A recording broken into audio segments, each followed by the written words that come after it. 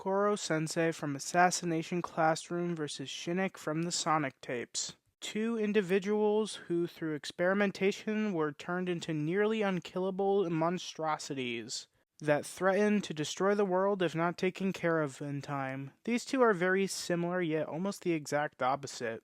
One being a bad guy turned good, and the other being a good guy turned bad. These two parallel each other in a lot of interesting ways, but between these two, who is really the ultimate threat to the Earth? Let's find out. Kororo Sensei is the main character of Assassination Classroom, a former assassin turned powerful being after being exposed to an antimatter experiment. Following his transformation, he becomes a junior high teacher with a mission to educate his students while giving them a chance to assassinate him before he destroys the Earth. He possesses extraordinary abilities. His most well-known ability is that he's able to travel at speeds around Mach 20.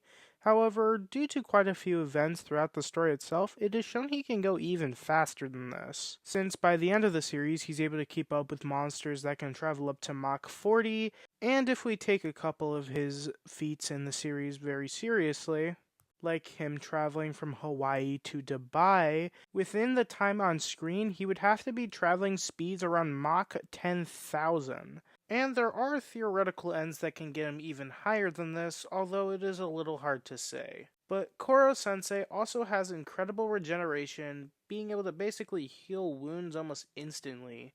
He also has a genius level intellect that makes him a master strategist and teacher, with him able to reprogram a high-tech AI overnight. Other things his antimatter core grants him is an enormous energy that allows him to turn into a bubble that is almost completely invincible, called the Ultimate Defense Form.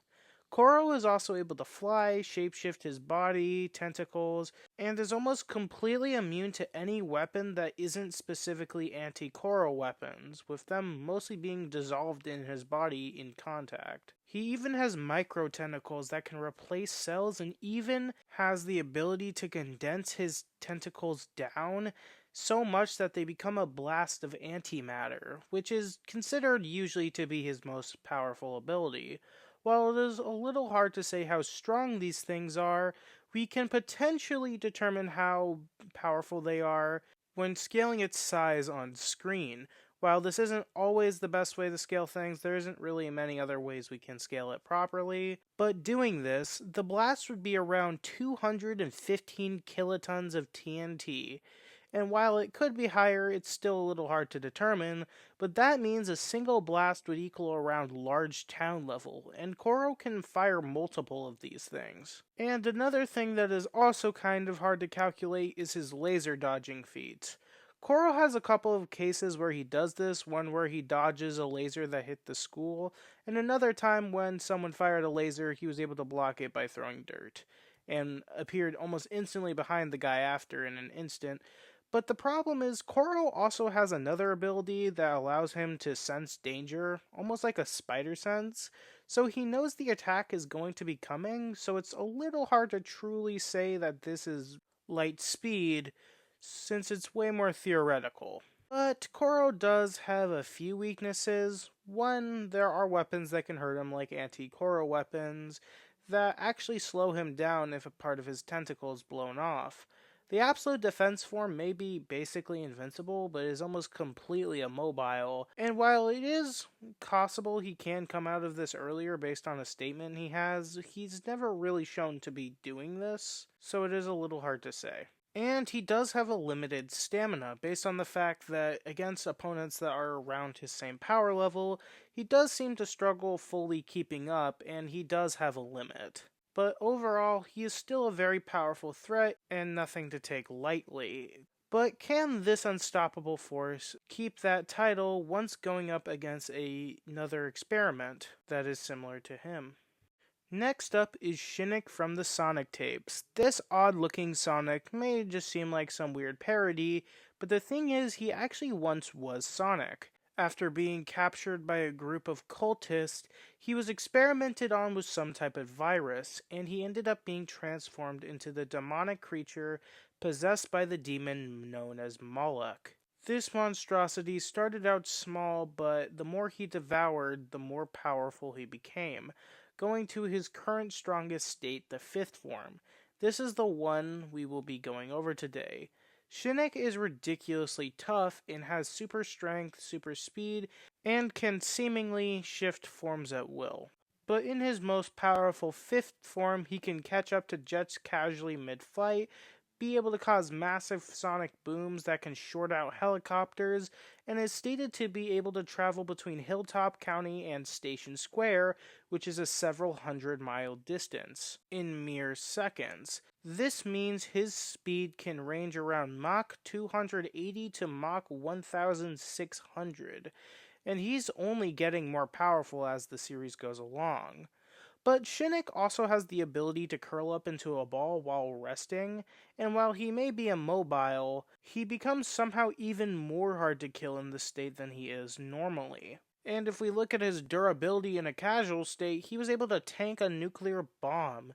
And even while resting, he can shoot out his quills that can destroy any person or weapon that gets near him. And he also has a massive healing factor, being able to regenerate within seconds after being hit by a nuclear bomb. But how powerful truly is this thing? Well, first we need to figure out how big this thing actually is. In my Shinick vs. Shin Godzilla video, I said he was around 100 feet tall based on how he looked next to the surrounding trees in the video Chaos. But this is most likely not true anymore. He actually seems to get bigger between the episodes Chaos and Contingency. It's really hard to say how big he actually gets, but it is a noticeable difference.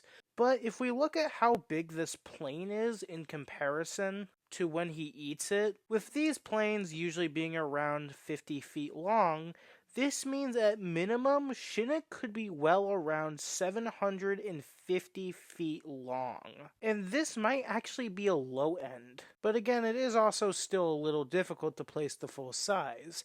But with this theoretical size, let's see how powerful this is. Well, Gunn has stated that no matter what weapon they tried, it has come to no avail.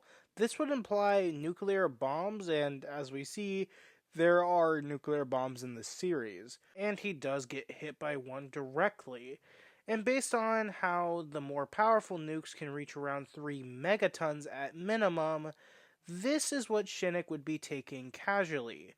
And funny enough, even if he was only 150 feet tall, he would actually be the same strength as the nuke. But looking at this much larger Shinick, let's figure out how much more powerful he actually is. First, looking at his low end of Mach 260 while running, he could reach ranges around 100 megatons of TNT, which would reach around large city level.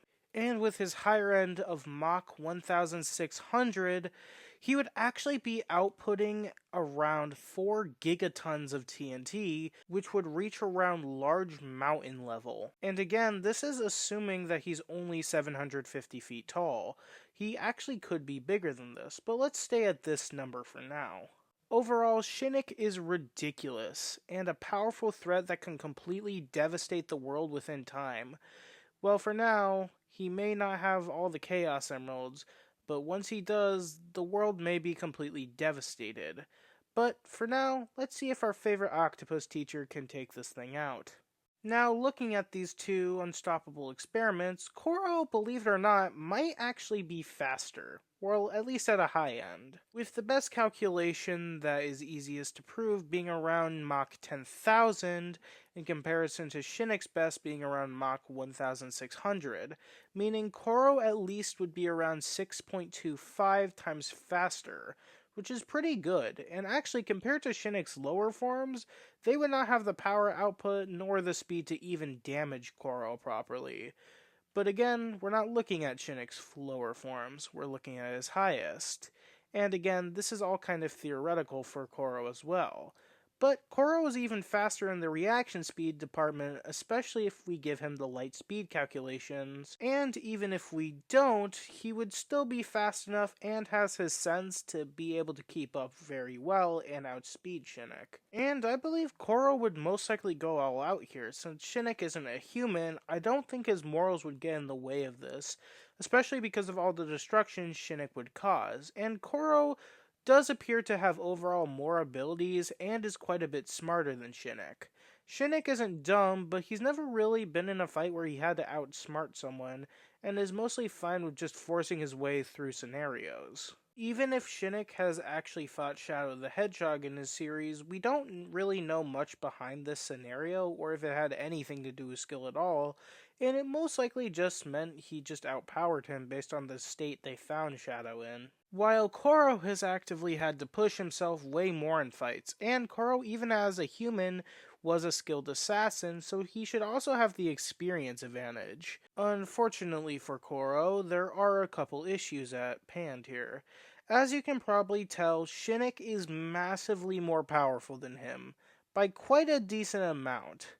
Not only is he casually taking stuff that is already stronger than Koro's Antimatter Blast and just laughed it off, but even comparing Koro's best calculation, Shinick would still be over 415 times stronger than Koro's best attack, at least.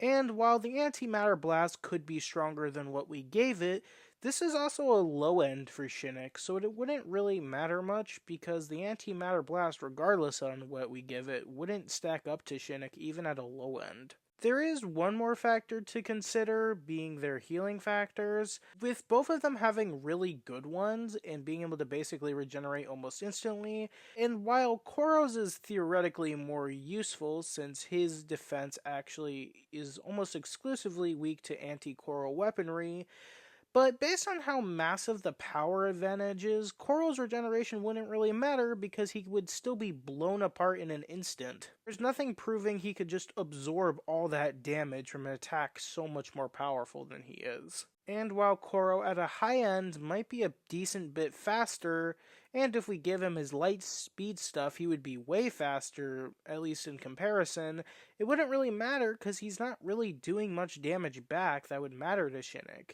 And he would just take everything Koro tried to do and laugh it off.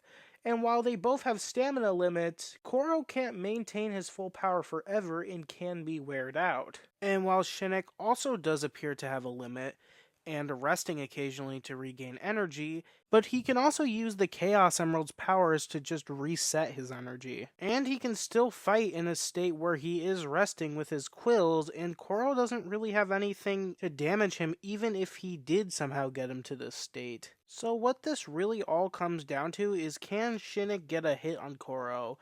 And I believe eventually he's going to. Again, Koro isn't doing anywhere near enough damage to really phase Shinick, even at max power, and eventually he will tire out. Especially when Shinick is just going to heal from everything Koro does, even if he does manage to do damage. And by the way, even if we only use the 150-foot tall Shinick, he would still be striking with forces around 3 megatons. So even then, he would actually be around 14 times stronger than Koro and still have that healing factor.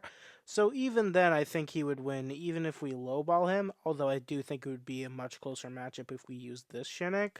But using a full power Shinick at the moment, the fight really comes down to the fact that only really one of them can really kill each other.